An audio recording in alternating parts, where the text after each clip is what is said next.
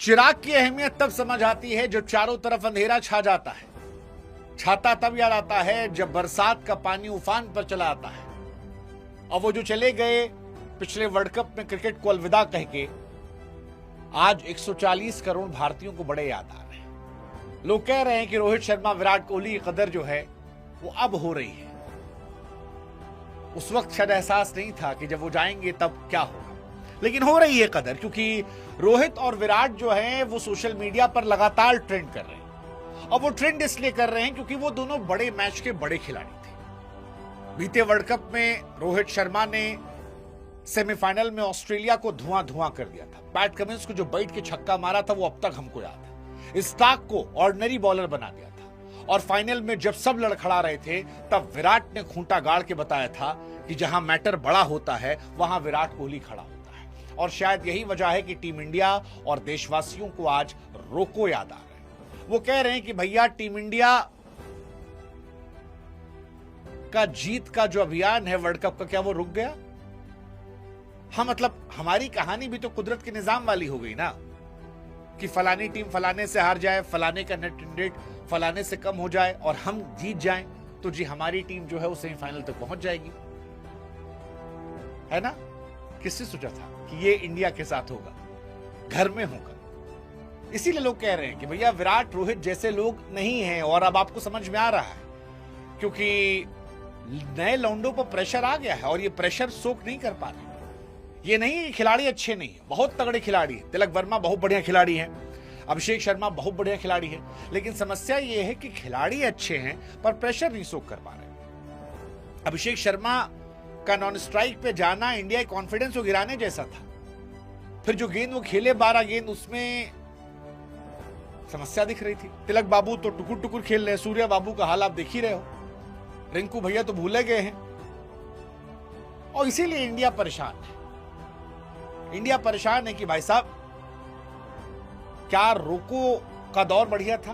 क्योंकि इस सीरीज के पहले तो हम और आप कह रहे थे कि भाई साहब 350 ठोकेंगे, 300 ठोकेंगे, फर्स्ट टीम बनेंगे, लेकिन आज हालत यह है कि 150 नहीं बना पा रहे। और इसीलिए शायद सोशल मीडिया पर रोहित विराट दोनों ट्रेंड कर रहे हैं, लगातार ट्रेंड कर रहे हैं। वैसे ट्रेंड की वजह भी है, बड़े मैचेस में बड़ी परफॉर्मेंस आपको याद होगी। एक स्टैट निकल कर आया कि टीम इंडिया ने जब भी 150 प्लस चेस किया बीते कुछ समय में वर्ल्ड कप में, तो विराट कोहली साहब जो थे वो हाईएस्ट रन गेटर थे। पाकिस्तान वाला मैच तो कोई नहीं भूल पा रहा, वो 31 पर 4। उस दिन पाकिस्तान वाले भी कह रहे थे बाबर आजम को कंपेयर करके कि हम खत्म थे, लेकिन 31 पर 4 से विराट ने वो मैच जिता दिया था। रोहित का मैंने जिक्र किया ही पिछले वर्ल्ड कप का।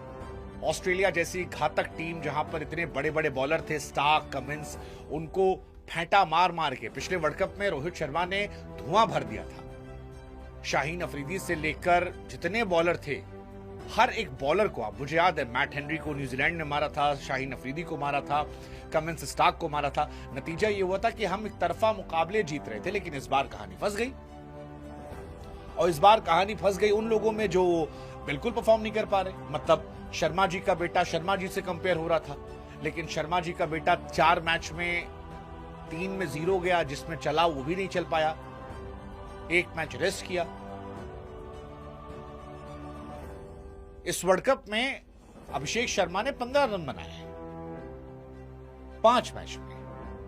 अब 5 मैच में 15 रन अगर आप बनाते हो तो उससे क्या होगा? और यही सवाल उठ रहा है कि क्या मामला गड़बड़ा गया है? क्योंकि रोहित शर्मा की परफॉर्मेंस पिछले वर्ल्ड कप में टॉप क्लास थी, धुआं धुआं भरने वाली। और विराट कोहली के सामने तिलक वर्मा थे। हालांकि पिछले वर्ल्ड कप में विराट नहीं चले थे, लेकिन उससे पहले विराट कोहली बहुत चले। अगर आप विराट कोहली के स्टार्ट देखोगे तो चेज में खासतौर पर 15 मैच में 542 रन, 135 का उनका एवरेज है स्ट्राइक रेट से ज्यादा, और 82 बेस्ट उनका है। और इंडिया, जैसा कि हमने बताया, जब भी 150 प्लस सक्सेसफुली चेस की है। विराट कोहली हमेशा इंडिविजुअल हाईएस्ट स्कोरर थे। साउथ अफ्रीका के सामने 72 रन, ऑस्ट्रेलिया के सामने 82 रन, पाकिस्तान के सामने 82 रन, हर बार वो नॉट आउट थे। इसीलिए लोग कह रहे हैं कि रोको बहुत याद आ रहा है, रोको ट्रेंड कर रहे हैं। करना भी चाहिए।